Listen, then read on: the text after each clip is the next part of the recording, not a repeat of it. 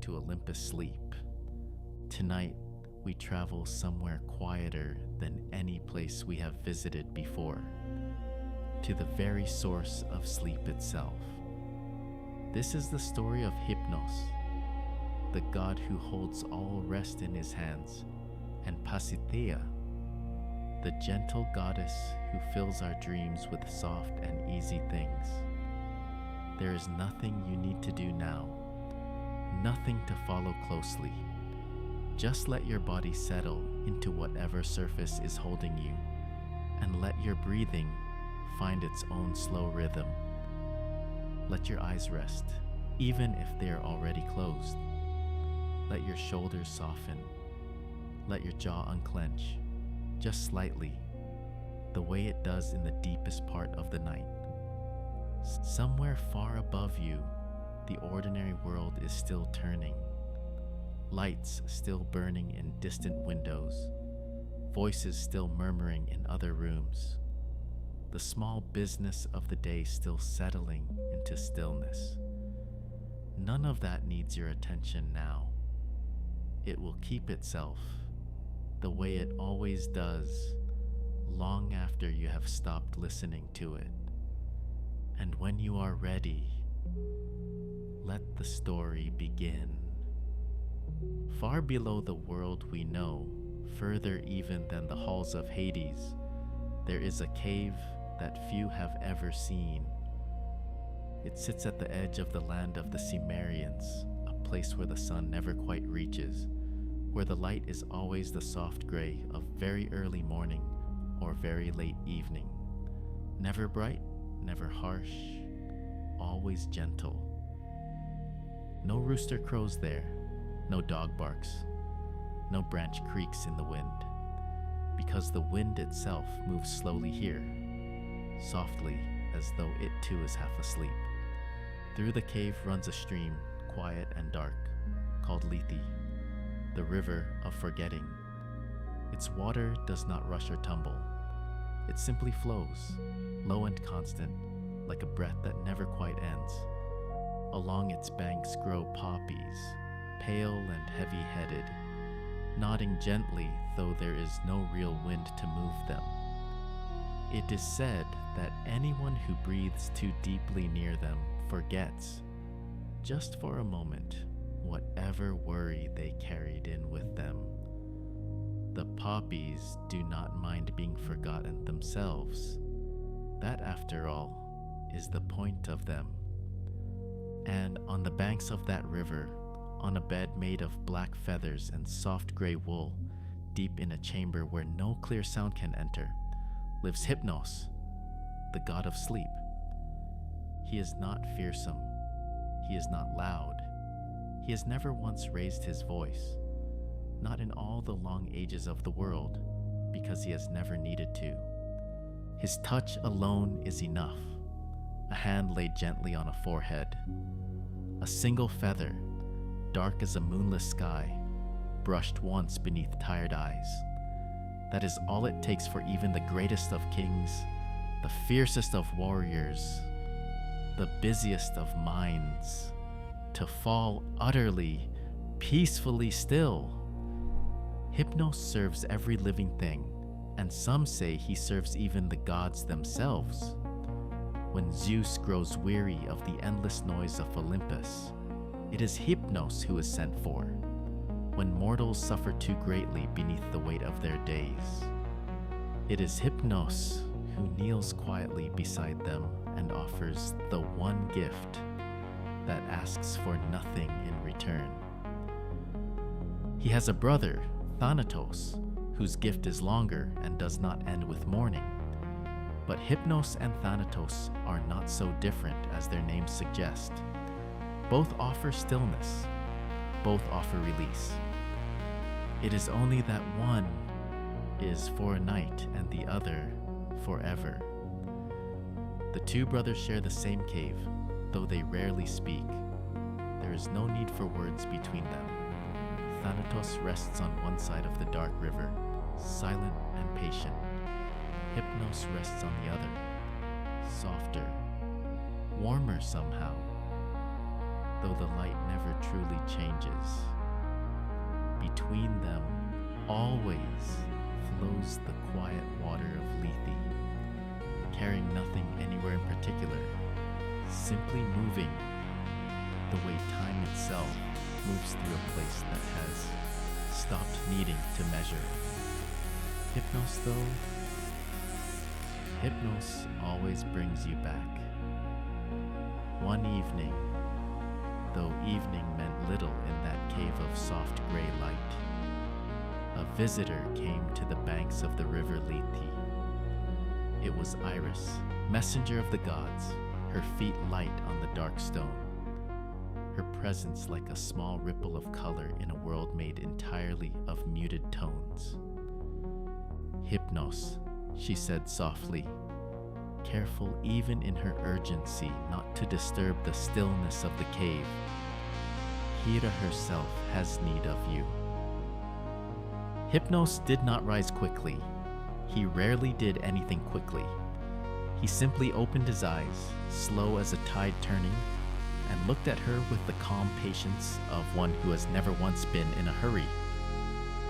"Hera asks a great deal of me when she asks," he said, his voice barely more than the sound of the river itself. "The last time I was called upon to still the eyes of Zeus himself, so that her plans might unfold unseen. It was not an easy request." Iris nodded. She knew the story well. Even the king of the gods was not beyond Hypnos' reach, and yet putting Zeus to sleep, even for a little while, was no small task. It had taken all of Hypnos' quiet power, and even then, he had trembled through it, hiding himself among branches, fearful of what might happen should he be discovered. He remembered it still, the way one remembers cold water long after climbing out of it, the great god waking, suspicious, searching the treetops with a gaze that could split mountains. Hypnos had folded himself smaller than a sparrow that day, smaller than he had ever folded himself before, and waited until the danger passed. It was not an easy thing to be small in the presence of thunder. "She knows this," Iris said gently, "and this time she offers something in return. Something you have wanted for a very long time." Hypnos went very still, stiller even than before. "She offers you Pasithea," Iris said, "one of the younger graces. Hera will give her to you as a bride, if you will do this one thing for her again." For the first time in longer than anyone could remember, something moved behind the god of sleep's heavy eyes. Not urgency. Hypnos was incapable of urgency, but something softer. Something that, in any other god, might have been called longing. Iris waited, watching him the way one might watch still water for the first faint ripple of wind. It came slowly. It always did with Hypnos. But it came. To understand why this offer moved him so deeply, one must understand who Pasithea was. She was one of the Charites, the Graces, those gentle goddesses who move through the world, granting charm, beauty, and joy wherever they pass. But Pasithea's particular gift was quieter than her sisters. Where Aglaea brought splendor, and Euphrosyne brought mirth, Pasithea brought something more tender still. She was the goddess of relaxation, of soft hallucination, gentle visions, and the particular kind of ease that comes only in the last moments before true sleep, when the mind begins to drift and shapes begin to soften into something dreamlike, even while the eyes are still faintly open. Mortals who felt her presence rarely knew her name. They only knew the feeling. the sudden, welcome heaviness in the limbs after a long day, the way a worry that had seemed enormous at noon could soften into something almost forgettable by the time the lamps were lit. That softening was hers. She never asked for credit. She simply moved through the world, leaving ease in her wake the way a warm bath leaves steam upon a window. She was in many ways the perfect companion for a god whose entire being was devoted to rest. Where Hypnos closed the eyes, Pasithea filled the space just behind them with something gentle to look at. Where he stilled the body, she softened the mind. Hypnos had watched her from afar for a very long time, the way one watches a light through a window on a cold night, warm and inviting, and just out of reach. He had never spoken to her directly. What would a god who says almost nothing say to a goddess who fills the world with soft and lovely visions? He had only watched from the edges of gatherings, from the shadows at the far end of long halls, content simply to know she existed in the same world as he did. There had been one evening, long ago, when their paths had almost crossed. A festival on Olympus, bright and loud, entirely unsuited to a god like Hypnos. He had gone only because Zeus commanded all the gods attend, and he had stood at the very back of the hall, half hidden behind a pillar, when he saw her laughing gently with her sisters near the far wall. He had wanted more than he had ever wanted anything to cross that room. He had not moved. Some gods are brave with thunder, and some are brave with the sea. But Hypnos had never once in his long life been brave with hope. And now, Hera was offering to make her his. "Tell Hera," Hypnos said slowly, each word arriving like a stone settling gently into soft sand, "that I will do as she asks. Whatever it costs me, I will do it." The task, when it came, was much like the one before. Zeus was to be lulled into a deep and unshakable sleep, so that Hera's will might move freely through the world of gods and mortals without his interference. Hypnos rose from his bed of feathers on the banks of Lethe and made his slow way up, out of his cave of soft gray light, into the brighter world above. He did not enjoy this part of his existence.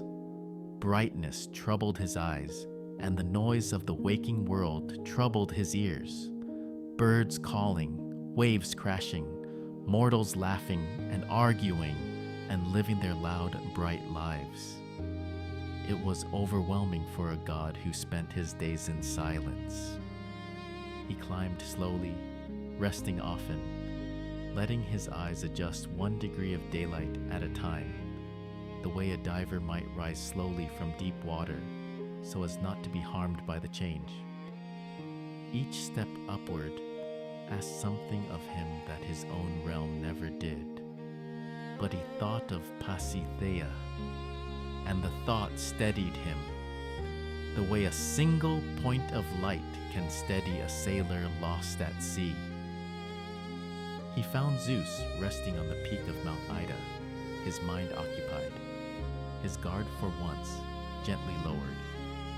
Hypnos transformed himself, as he sometimes did, into a small and unremarkable bird, settling quietly onto a nearby branch, watching, waiting for the precise moment.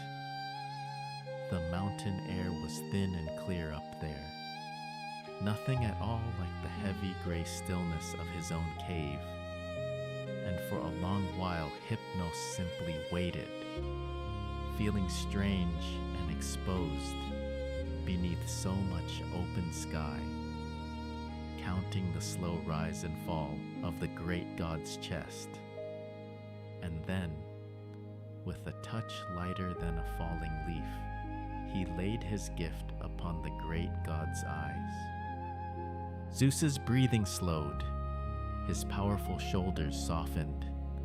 The tension that always seemed to hum beneath his skin, the readiness for thunder and lightning and sudden decree, dissolved into something calm and heavy and still. For the second time, Hypnos had done what only Hypnos could do. He had brought stillness to the god who commanded storms. When Hera's purposes were served and Zeus woke none the wiser, hardly aware that any time had passed at all, the queen of the gods kept her promise, as she always did when a bargain had been struck with care. Pasithea was brought to the edge of the waking world, to the boundary where light begins to soften into the gray stillness of Hypnos' realm.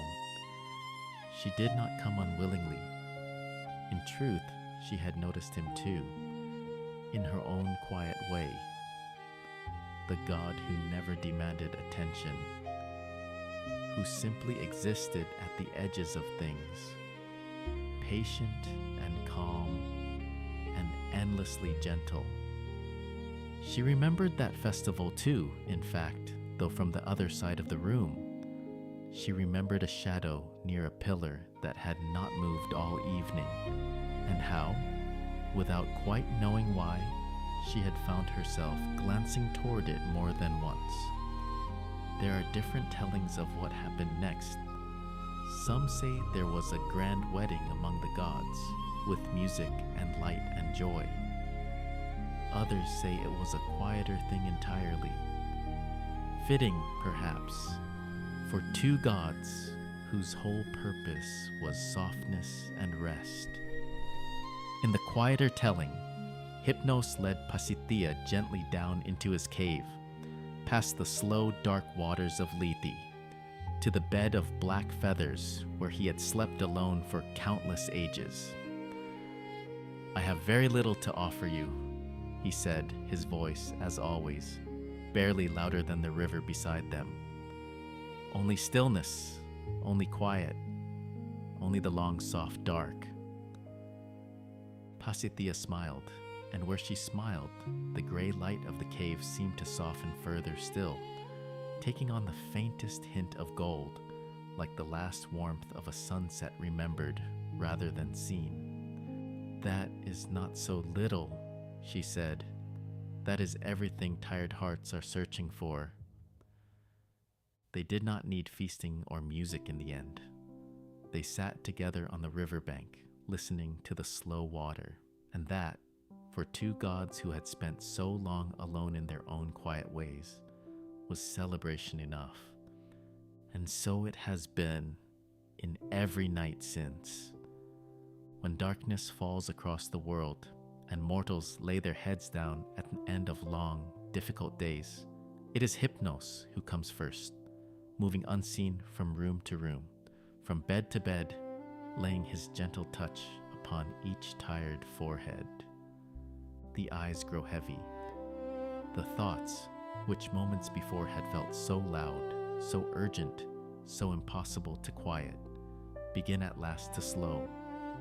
The body, which had carried the weight of the day on tense shoulders and clenched hands, finally, allows itself to soften.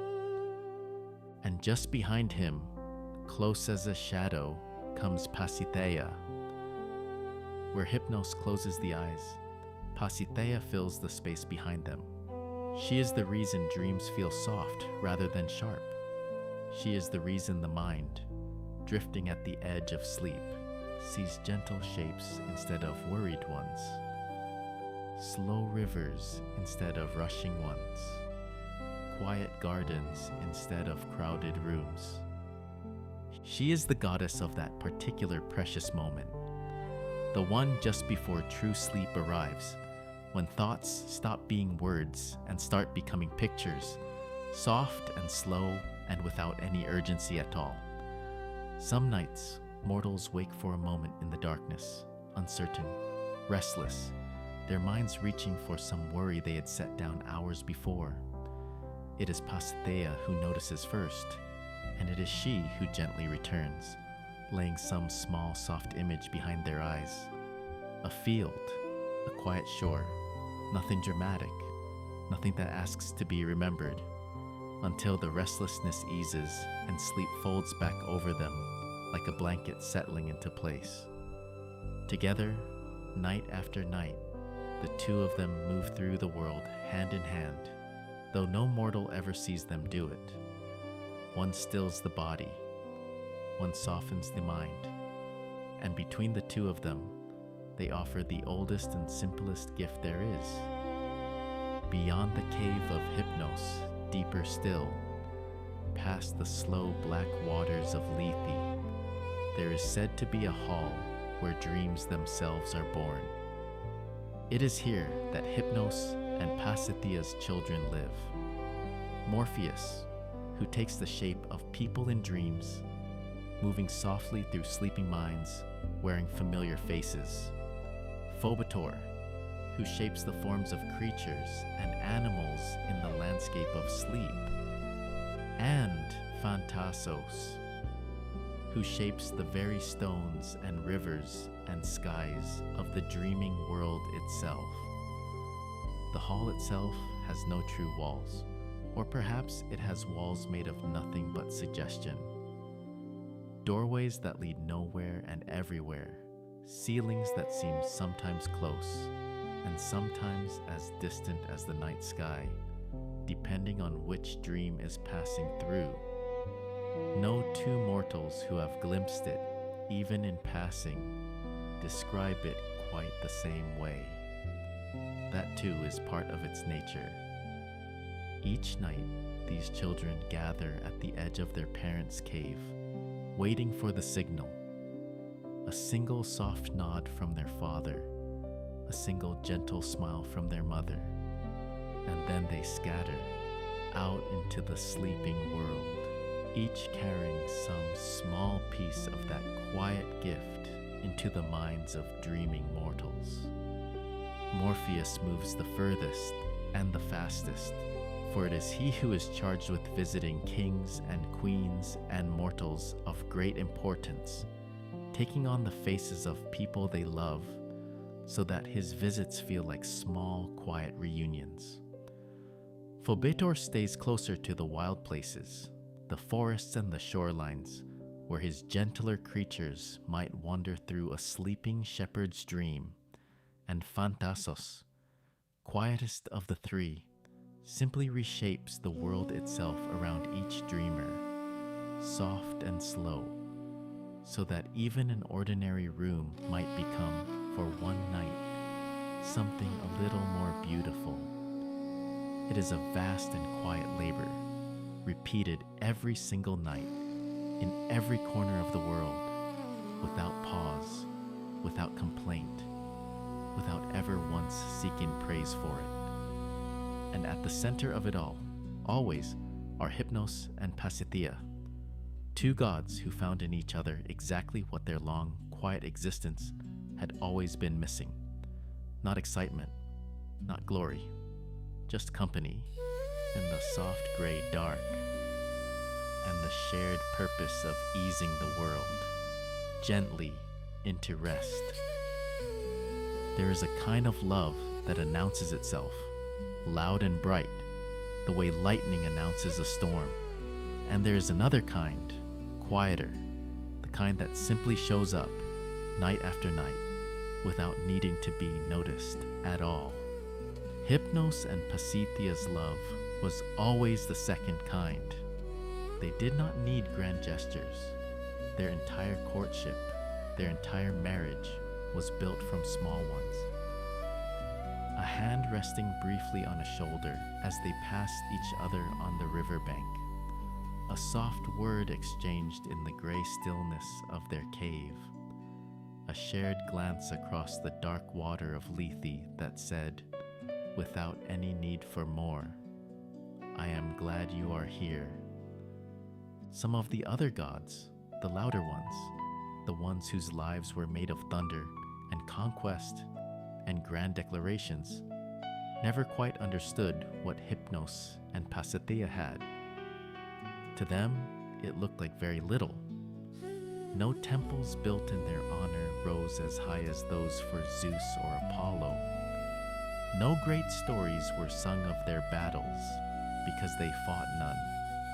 But every mortal who has ever felt the particular relief of finally letting go at the end of an impossible day, every mortal who has ever closed their eyes and felt the world's weight lift, if only for a few hours, has been touched by their quiet, unglamorous work.